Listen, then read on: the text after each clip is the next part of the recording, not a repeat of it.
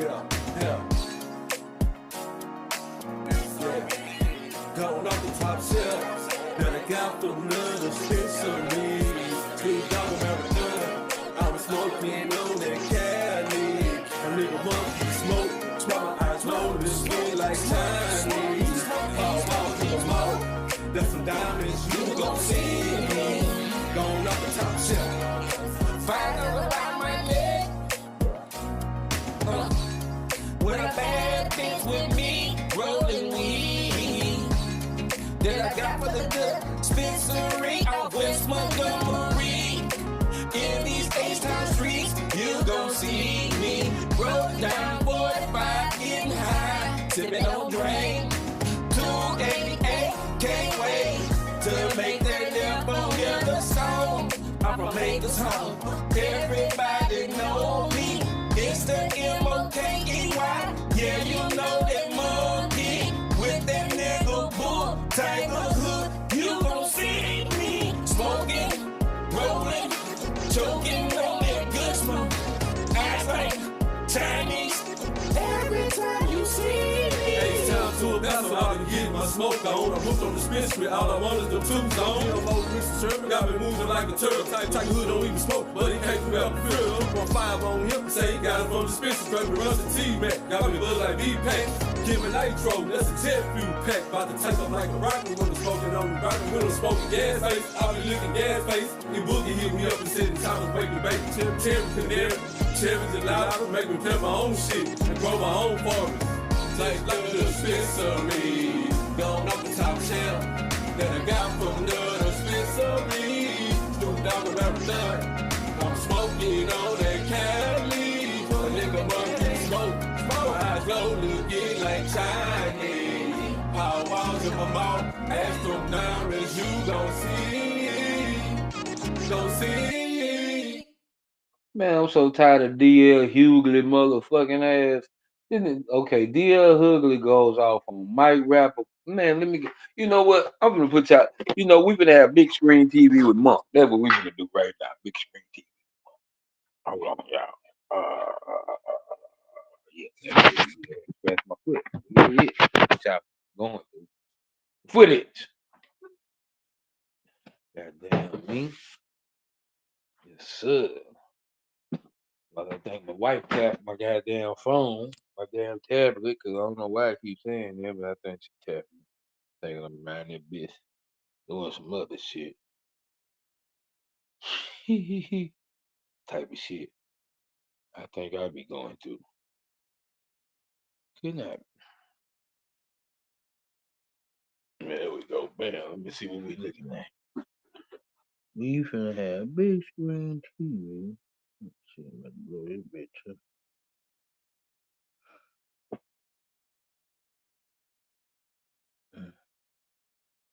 But it got this little bit ass square though. Maybe if I turn it sideways, yeah. Turn that bitch sideways. Good like that. See what this nigga talking about, man.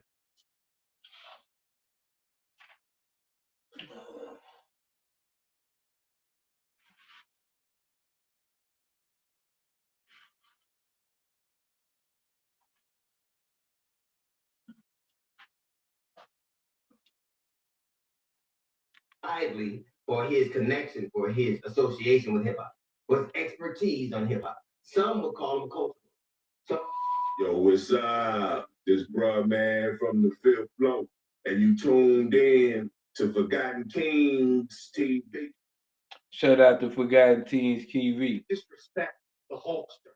That's what we're not going to do. We're not going to be disrespecting Hulk Hogan, the Hulkster. I don't care if he had some controversy outside of the ring. I don't care if he endorsed Donald Trump. We're talking about one of the most original characters in American popular culture history, whether you know wrestling, or you're a fan of wrestling or not. We are talking about a guy who created something out of his imagination that captured the world's attention. Men, women, and children all know who Hulk Hogan is, who the great Hulk Hogan was. And like I said, I don't care about him endorsing Trump. I don't care about the stuff that was controversial. We're not going to be disrespecting the man with the 18-inch pythons, brother. The Hulkster, for the joy that. Yeah, we not finna disrespect. Look here, DL Hughley. You is irrelevant to niggas. Hulk Hogan more of a black icon to than you is, nigga. That nigga get on my nerves, bro. Political ass nigga, man. Let's sit your bitch. That's another nigga, man. BAN. Bitch ass nigga. Sit down. Bitch ass nigga, sit down somewhere, bro. We don't need you speaking on nothing. We don't care if this man was, he said some racist shit. Okay, but before he said the racist shit, when he was retired, when he retired, that was his business. He said what he wanted to say. I don't even think he was that shit was even supposed to be heard. Motherfucker recording him or some shit. I don't even know how to shit. At the end of the day, motherfucker, this nigga is more iconic than anything you ever done, bitch. You wouldn't even supposed to be on Kings of Comedy, nigga. You ain't even that funny, nigga. He gave. Forget you as an adult, sicko. Forget you. Think about the kids. Think about you as a kid. Talk about a real life superhero. When the Hulkster was out there oiled up. Now you ain't have to say that. Pause, homie. Yeah, you could have left that part off. You could have left that part. See, that's the part I be talking about when the niggas say some accidental gay shit. Jiminy Cricket, you don't even have a club in your hat. I feel you what you're saying though, And homie. his hair and those 18-inch pythons, brother. Pure joy, elation, total original. This is an original character that he created. Hulk fucking Hogan, the Hulkster. We're not going to disrespect the Hulkster, brother. In peace. R.I.P. What does R.I.P. stand for? He was a real ignorant piece. Hulk Hogan has passed away. Hulkamania, listen, brother. I'm going to tell you something, brother. I am the champ. I'm the greatest wrestler ever, brother. Listen, brother. Hulkamania is going crazy. Yeah. For years, I have a lot of friends that were big, big wrestling fans. I was more boxing, but I knew Hulk Hogan, of course. I knew The Undertaker. I knew Junkyard Dog. You knew them. They were that big. I liked Hulk Hogan. I liked his character. He was fun. I liked him in Rocky 3. But it was just disappointing, when he just went off about black people, using the N-word left and right, left and right. Even though, first of all, wrestling is racist as The Rock's dad went through that. White dudes saying the N-word is not uncommon. A lot of them amongst us say the N-word. Ones that are cool with us, supposedly, say the N-word. And when Hulk Hogan said that, for him to say that with all his black fans, it's like when Michael Richards snapped and was using the N-word. We liked Kramer. I love Kramer. Kramer was our guy. And he went off. But nobody like no Kramer, even when the show before he said this shit. But nobody watch no goddamn Seinfeld. Beauty Conversation just said that shit. He didn't watch it. I know, motherfucker, you the only motherfucker that watched it. If you did watch it, because a lot of you bitch ass niggas that be on here talking and clout chasing. I don't even want to hear, because, bro, R.I.P. the whole Hogan. Man, fuck that shit, because he said, nigga, man, we said every day, ugly ass nigga. What they talking? Zion Williamson. Zion came into the league like a comet, drafted first overall in 2019 with talk that he might be the next LeBron. The Pelicans thought they'd found their franchise guy, but fast forward a few years, and it's been a string of setbacks that just won't quit. This is where I be liking to watch though right here. Shout out to my girl Perky. I'm gonna put y'all on Perky. I'm gonna put y'all on my girl Perky, man. Huh. When you dip, I want me some of them chicken pieces, so I can dip me some of them chicken pieces. Damn.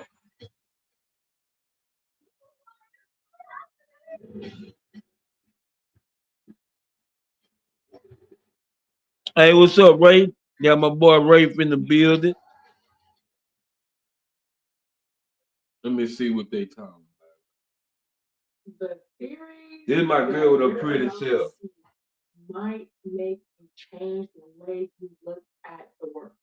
Thank you, Vic, for the next couple of videos. I think this is a really important video, just for the fact that funeral homes put this in mind. A lot of people think that their grave or their plot is theirs forever. That generations to come will be able to come see you and visit and, pay the respects.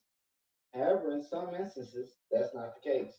One thing that I'm going to show you right here is that a lot of plots are leases. Therefore, a lot of them last from 25 to 100 years. Now, after that, what will happen is whatever's left in the plot, once they dig it up, will be disposed of, and even the tombstone. Therefore, the plot will be resold and reissued. Even after passing away, we still don't have peace of mind. There's still a bill. There's still money. This video is for educational and entertainment purposes only. I don't want TikTok to take it down because they will. That's a shame we gotta say that. A lot of people don't like the truth. Man, you mean to tell me we leasing that graveyard? Nigga, y'all probably got my mom on the side of the road somewhere? Between 25 to 100 years. Wow. See, this type of shit I be watching. I got to educate my mind. Type of shit we don't know. You probably think your great-grandma was still out there, but your great-grandma at the city door. That's crazy. Our great-grandparents and shit, and great-great-grandparents could be at the city dump. That's crazy. Years ago, though. They been in that motherfucker. They don't want to know the ins and outs of what happens after death. They're just worried about the what now. But one thing we all have in common, we have family that we bury. One thing about life, that is pretty much the end for all of us. There is no eternal life on this earth, even though there might be in the spiritual realm. I pray you'll look into this. Next time you buy a plot, ask the funeral home. They've got to tell you. And again, some do have lifetime plots. I'm just trying to make you aware that some don't. And I pray you'll look into this, and I pray this is some good info. Have a good day. I just wanted to read this. It says most great leases typically last between 25 to 100 years. After this period, the lease may expire, and the cemetery may offer the option to renew the lease, often for an additional fee. Damn. I'm telling you, if the lease is not renewed, the cemetery may reuse the plot for new burial. Damn. So you already pay an arm and a leg for the funeral, the services, we put the ground, this and that. You mean to tell me you have to pay another fee just to keep the bones there? I was just going to bring biblically how important like burials were, because you'd see it where like our forefathers would be buried in specific places together. Even when the kings rose and they died, it says if he did what was right in the eyes of the Lord, when he died, he'd be buried with his forefathers. For those that weren't and didn't walk the will of the Lord. Okay, that's what's up. Just getting our work. Shows you how important burials are and where you be buried in place, because it is a spiritual meaning behind it. But to see that these grave places do leasing, it's mind blowing. Everything is received, everything is money within. You are truly looked at as a customer. How did Tom Hanks this right in front of us and no one noticed? Tom Hanks has had a weird Instagram account for a long time. On it, you can find stuff like this, where he shows children's shoes. In one post, he randomly finds a baby passing. He don't need no Instagram. In another, he posts and I know he got shoes billions of sitting on a likes. couch. Think about it. When you're selling or giving away a couch, who just leaves a child's shoe on it? Seriously, what are the chances that he placed these there himself? There's also another creepy Instagram post where he's promoting a song, but look closely at the single's cover art. I don't even need to explain it. What's even weirder is that the song is basically being wiped from the internet. It's like the lyrics reveal too much, but the the strangest Tom Hanks post of all was in 2019. He got 163K for. Hold on. But the He got 163,000 likes for posting a dirty glove in some sand. strangest Tom Hanks post of all was in 2019. There's a glove lying on the ground, but this isn't just some random post. The message behind it is disturbing. The caption mentions Route 66, like it's some kind of deadly road. At the end of 2018, an actor who was connected to Tom Hanks started speaking out about the sickness that's eating away at Hollywood. You know exactly what I'm talking about. He accused some huge names, including Thomas Hanks. Then, this same man died under strange circumstances on a highway in Arizona on May 13, 2019. And yes, we all know that's where Route 66 runs. Now go back and check the date on that Tom Hanks post, April 4th, 2019. That means Tom Hanks posted that exactly 1 month before. No way that's just a coincidence. If you've got info about any of this, share it here now. Y'all know his son as he posted. They were saying like he's a Rothschild Jr. They were saying R.I.P. to Isaac Cappy because he was the one exposing this. I remember reacting to that. The Astroworld tragedy was planned from the very beginning, and the Netflix documentary proves it. They lied to you. I ain't gonna lie. I do believe. Hold on. With the help of zero accounting software, I got the right. I'm not gonna lie. I do believe that the Astroworld event was some type of stage playing, like for real, like. Cause I went to the football game, like I done been to football games, but I ain't gonna lie. After that shit happened, it feel kind of eerie around there, bro. It feel kind of spooky, like bro. I'm not gonna even lie to you, like. And I don't know if it's just in my subconscious, like my girl say I'm a hypochondriac and shit. But now it's just sometimes when you walk into places, you feel the spirit, bro. You just feel the spirit. I keep telling you, I'm saying you not tapped in. I'm trying to tap your motherfucking ass in. You stop hanging around these nothing motherfuckers that don't want to do nothing in their life to sharpen their motherfucking brain. Gonna dull your motherfucking antenna. Let's go. As you guys can see, here's all the flames. Now, Hold on, how I get this far down?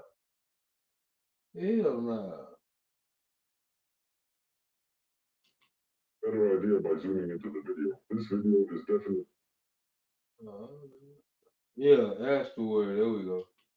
2019. That means Tom Hanks posted that exactly 1 month before. No way that's just a coincidence. If you've got info about any of this, share it here now. Y'all know his son as he was posting.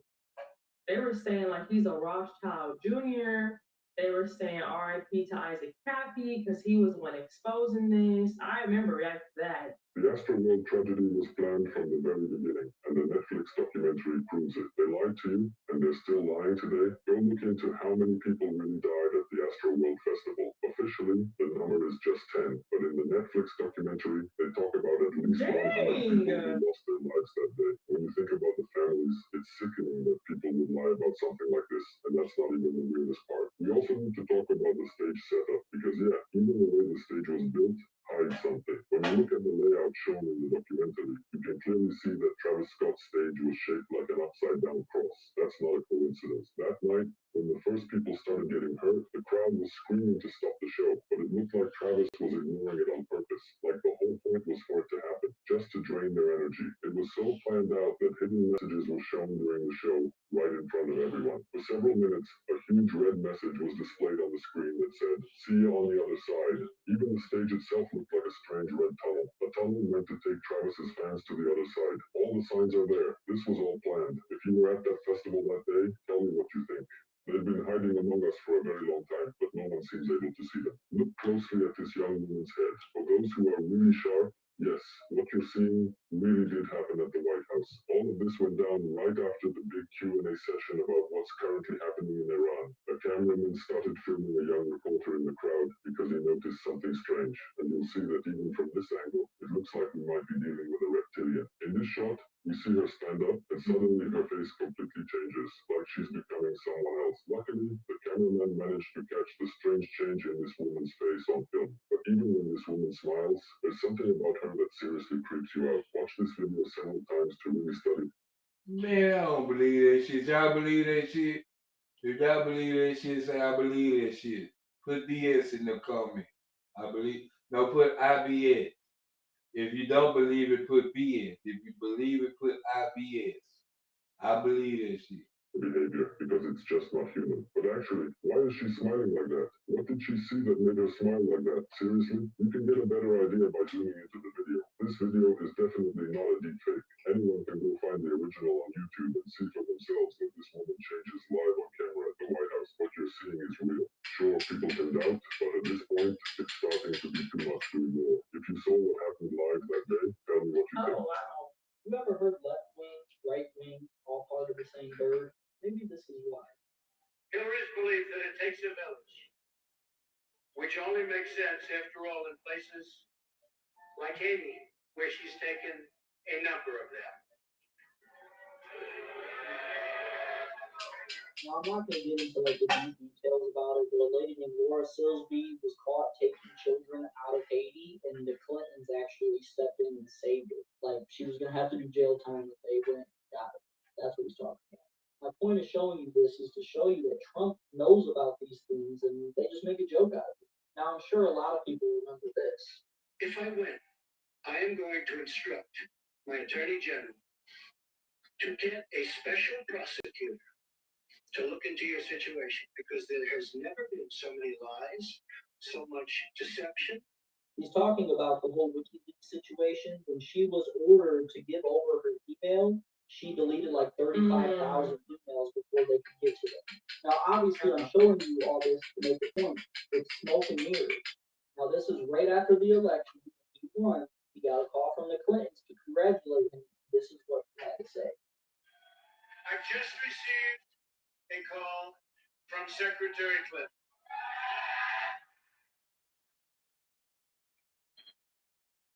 She congratulated us, about us, on our victory.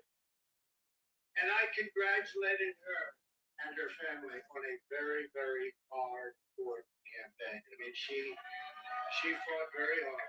Listen to this. Given everything else he said during the campaign. Hillary has worked very long and very hard over a long period of time. And we owe her a major debt of gratitude for her service to our country. I mean that very sincerely. Now it's time to forget all the things I talked about during the election because I won. People still aren't going to see it because they love Trump. Trump is a puppet like all the rest. I'd argue he's even worse, given the amount of people that trust him. That's the point. Did you know that Trump signed an order giving 5G companies the right to put towers wherever they please? He did away with a lot of regulations. The FCC has also taken action to streamline the permitting process for 5G infrastructure with state and local governments. That's a big deal. It takes too long to get permits. We're going to free that situation up, and we're going to put limits, and the local areas are going to listen to us very, very strongly. They have a big incentive to do that. And that led to stuff like this happening. Without homeowner consent or notice, this 5G tower went up about 17 feet away from where Katie Schlute's youngest son sleeps. I'm not getting into 5G. That's a subject for a different video, even though they probably would have let me post it anyways. My point is, you might think that he's making America great again, when in all reality, his image is set up in a way to make it to where you trust him so he can push the thing. Hey, on the cool, this shit been going on. They say 5G is dangerous, dog. My bad, y'all. Open your eyes. Sleeps. I'm not getting into 5G. That's a subject for a different video, even though they probably would have let me post it anyways. My point is, you might think that he's making America great again, when in all reality, his image is set up in a way to make it to where you trust him so he can push the things that they need to be pushed for us to accept it. I would argue the same thing is happening with his right-hand man, used to push things that they want out there in a way that we will accept it. Open your eyes. It's a big club, and you ain't in it. Eminem just destroyed P. Diddy, and nobody even noticed. Why'd you move down like for the kids? I have legal guardianship for the next 48 hours. We gonna What would you say to somebody that hasn't tried therapy before? Just ask yourself if what you're doing.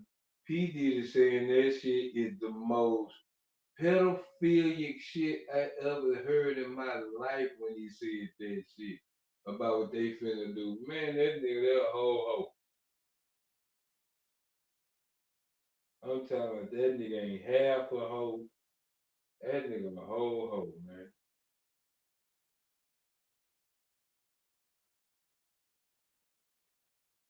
You got Justin Bieber out here squeezing his ass every time he see you. That nigga squeeze his ass cheek.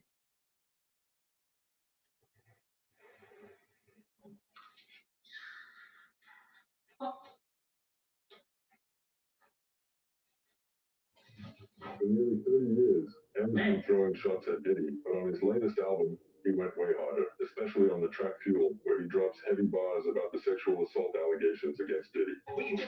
Boy, this nigga killed this bitch.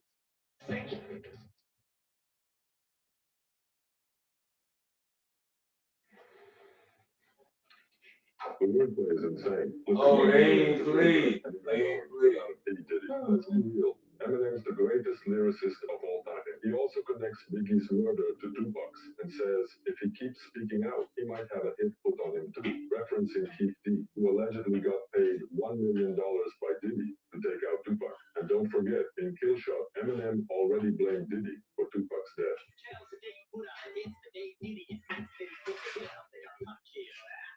That track dropped just one day after the 22nd anniversary of Tupac's murder. No way, that's a coincidence. That was a message. Eminem and 50 Cent are pretty much the only rappers brave enough to call out Diddy directly. Even though Diddy's finally been arrested, everything about it still feels shady. We barely know anything. And Hollywood? Silent, like they're scared of being dragged into it. The next few months might flip the entire hip-hop world, maybe even shake up Hollywood too. So what do you think? So if anything were to happen to Eminem or 50 Cent, we know who to point the finger at. The most private and strange party is about to happen, and it's way creepier than Diddy's parties. Every year, tons of celebrities get invited to the all-white party, but every time, the invitations they receive always... Well, every time, baby, little baby be looking gay in a motherfucker. But the baby be looking gay in a bitch. Who on that bitch? What's up, Dre Too Much? We got Dre Too Much in the building. have something seriously strange about them. We're talking about the highest profile party in the world, the all-white party. It happens every year on July 4th, hosted by billionaire Michael Rubin. But there's something in those invitations that makes everyone feel uneasy. This one right here is Drake's, this one is Tom Brady's, and this is Quavo's. You can find pictures of all the celebrities with their invitations online, but if you actually take a second to look closely at the artwork, you'll see there's definitely something off. The invitations are done by George Condo. He's a super well-known artist, and some of his pieces go for millions of dollars. He was hired to create a unique invitation for each celebrity. He's also worked with Kanye West before on an album cover, made him a whole series of drawings. Just looking at it, you can tell there's something not right. People keep wondering what really goes on at that party, especially after the footage from the 2024 event. Michael Rubin made Meek Mill do little bunny hops because he supposedly lost a bet. Then in a private jet, you can see Lil Baby and Meek Mill looking uncomfortable, saying they were going to get drunk hugs if they didn't behave at the party. You're gonna get another drunken hug tonight. I don't care what anyone says. You're getting a drunken hug. You too. You two drunken hugs are coming tonight. How does stuff like this happen and no one talks about it? And the worst part is, we haven't even seen everything yet. This isn't a conspiracy theory. If you go read history, Henry Ford and Carnegie, who designed the modern day education system and invested in it, said they want people to have enough knowledge that they still go back to work in the factory on a Monday, work there till Friday, buy a car from Henry Ford, go on 2 holidays a year to make sure Carnegie continues to be rich. But for God's sake, please go back to the factory. We don't want you to have so much knowledge that you understand that selling by hours and not scalable. Let's make sure everyone still sells hours, otherwise we can't build our empire. So they didn't want people totally educated, they wanted them partially educated. The education system in big pharma are the top scam. This is modern day. And then the Nah, other no the infamous bullshit. quote that I bring up a lot was that Rockefeller said that he wanted a society of obedient workers, not questioning things. Well, first off, let me just say that this video is for entertainment purposes only. So TikTok, don't take it down again. And also, like, it's not even misinformation because this is all information that is true that's online. So I don't understand how it keeps getting taken down. But I digress. What is this behind me? It wouldn't happen to be a U.S. patent, would it? Yeah, that's what it is. US 2027 is for a patent. And it's a patent for a Nipah virus. And it's weird that they already have a patent for a virus that hasn't even really started yet. But even more of a coincidence. Did you guys know that last year in April of 2024, the NIH funded a scenario study where they emulated an organization releasing an adulterated version of the Nipah virus on the American public? And in this scenario, it was 280,000 Americans. That's nuts, right? So in the scenario, it started on July 4th of 2025, and it ended December of 2028. Now, the weird thing about this timeline is, in this particular scenario, is A, July 4th, 2025 is right around the corner, and the ending point is right around the time that Donald Trump will be getting out of office. I don't know. But again, TikTok, this is for entertainment purposes only. When he said, how do they have a patent for this already? Like, what immediately dropped in my mind was that they created the problem, so of course they're gonna have a solution. They create the problem and sell the solution. That is what it is. Unfold. You remember the reaction I did to the Family Guy video where it was actually dropping some stuff, but then he said the N word in it and it like threw me off. I had to replay it. I just dropped a couple like reactions back, but that was said in that video how the government will simply make a problem, and of course because they made the problem they'll have a solution for it. Thank you, Hector, for the video. I need somebody to explain to me why I can eat bread in Spain and in Greece, Italy, no problem. What? I was gluten free in 15 years. I've been gluten free in Canada, America. Oh, all right, boy. In America, About what we bearded. call bread can't even be considered food in parts of Europe. See, here in America, it's not so much the gluten as what we've done with the grain. About 200 years ago, we started stripping the grain germ or the fiber and nutrients to make flour shelf stable, also nutritionally dead. Because the nutrients were gone, we enriched it with folic acid, which a large majority of the population can't even metabolize. Therefore, many people experience fatigue, anxiety, hyperactivity, and inflammation. But then the bread wasn't white enough, so they bleached it with chlorine gas, and the bread didn't rise enough, so they added a carcinogen called potassium bromate, which is banned in several countries like Europe, UK, and even China. Then we wanted to ramp up production, so we started using glyphosate to dry out the wheat before harvest, causing endocrine disruption and damaging your gut. So now you're bloated, brain fogged, tired, and blame gluten, but gluten is just the scapegoat. The real issue is ultra-processed chemically altered bleached bread and fake vitamin-filled wheat soaked in glyphosate. This isn't bread. No, it's this not. is. America is the land of processed food. And then in the comment section, they were saying like, what? I keep telling y'all, everything we eat is fake, dog. I keep telling y'all that everything we eat is fake, dog. Comes to bread. So you have two options. I'm naming the option that they have put on there. They have said, get your bread from a real bakery. So yes, you have that option, but then y'all know my second option. Make it at home. Make from scratch. Because you'll know all the ingredients that are in it, what it takes. It doesn't need all that other stuff that guy was naming. Because now when you put all the other stuff in there, you're dealing with this, and this. Like I said, get it from a bakery or make it at home. It's one or the other. Because you got the FDA that's approving this stuff. The FDA does not care right now. Because if you go look in your store and go see the ingredients and all that the FDA has approved, and look at what you're putting into your body, the FDA doesn't care about you. They don't. They're going to pay it to us. They dug up the middle spot and couldn't find any remains. So they dug up the second spot and the third spot and didn't find any remains. Damn. The cemetery would have us believe that because it's been 20 years, it happens that everything that was buried in that casket has returned to the earth. As a dad, that doesn't make sense to me. She was buried in clothes. The casket had metal on it. She had on shoes. Yeah. But they're telling us that she's not here and they don't have any other answers for us. They pretty much just closed the conversation. I'm not really sure what else to do, but like I said, the dad in me will not let this just die. This goes back to that guy's video we reacted. Again, this is Yeah, still so they really dug somebody up. This man's daughter is missing. I want some answers. This man's daughter is missing from the graveyard. So they showed she showed earlier where the dude say from every 20 to 25 or 20, 25 years to 100 years that they'll go and take the body out if you don't renew the lease.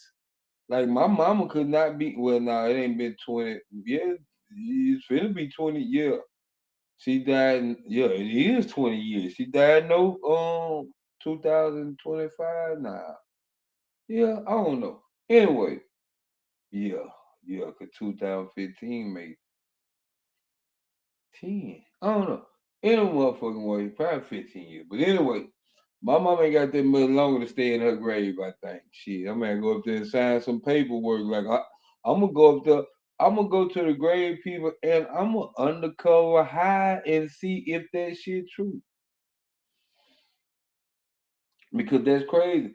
This man say he come to see if this daughter ain't none of the stuff there that's supposed to be there for his daughter. Talking about she returned to the earth. Bitch, man, that's returned to the earth when they put you in the ground. That mean she ain't just dissolved into the ground. Nah, they took that girl body out. It's wild how we're taught to praise certain people without knowing what they actually did.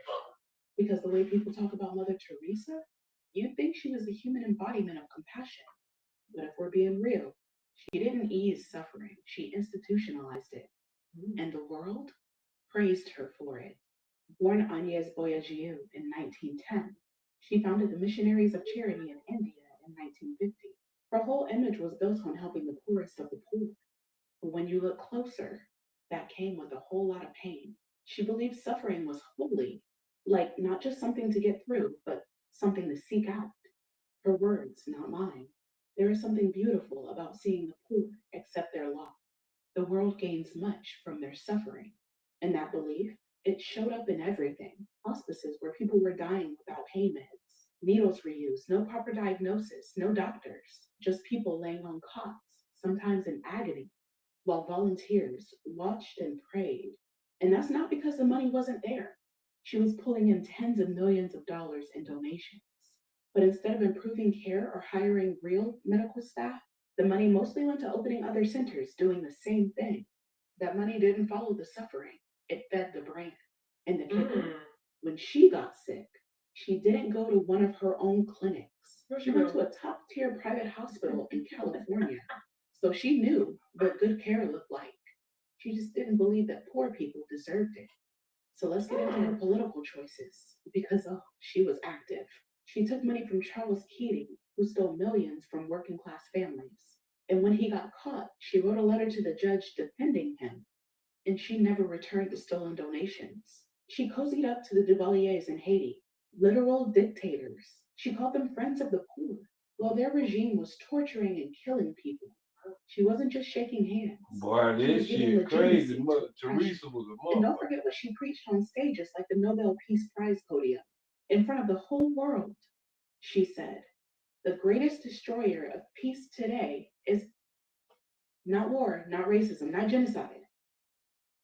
And she fought against birth control, divorce, and women's autonomy in places where women were being brutalized or she didn't preach liberation. She preached obedience. And former members of her order, they've spoken out. One woman, Susan Shields, said that they were taught not to ease patients' pain. They had the medicine, they just didn't use it because suffering was considered spiritually valuable. Let that sink in. So, no, Mother Teresa wasn't a saint in the way that people like to imagine. She wasn't lifting people out of poverty. She was watching them suffer and calling it grace. She used pain as PR. She used poverty as a stage. And the world applauded because nobody wants to believe that their heroes are built on harm. But here's the truth: if you're glorifying suffering instead of ending it, you're not helping the poor, you're just using them. And that's what her legacy really is: not holiness, just harm with good lighting. I was laughing when she got sick and didn't go to her centers, but went to like this private like hospital that the lady said. Because it reminded me of that one quote that a drug dealer never consumed. The stuff that they give out, they don't ever partake in. That should tell you a lot. And it's funny because the truth always comes out. Group of individuals set fire to a forest in Idaho today in order to lure firefighters and other first responders to that forest fire. That group of people set up in trees and other places in the forest and opened fire on the firefighters. There are 2 firefighters that they've been ambushed, others have been shot. No one has been caught yet. There are multiple shooters. Absolutely tragic, absolutely awful situation right now in Idaho. Firefighters were ambushed while they were responding to the brush fire. At least 2 are dead. The bodies are still on the mountain, the sheriff says. The FBI, U.S. Marshals are on the scene. Cops actively taking sniper fire. Sniper fire. Possibly multiple shooters because the sheriff in his press conference said it was coming from multiple angles. 0 suspects in custody. This is in the north of Idaho, right near the Washington-Idaho border on Coeur d'Alene. Unfortunately, there is a belief that this could go on for a little bit because they can't find these people. It was a plan. They may be wearing camo. The forest is huge. Yeah, this is awful. I can't imagine. There's still people up there right now as you're watching this video. Most likely they can't leave. They're hiding. The first responders are some of the most brave individuals in our country, and a lot of the time their job is thankless. And for this to happen to them is just, oh my God.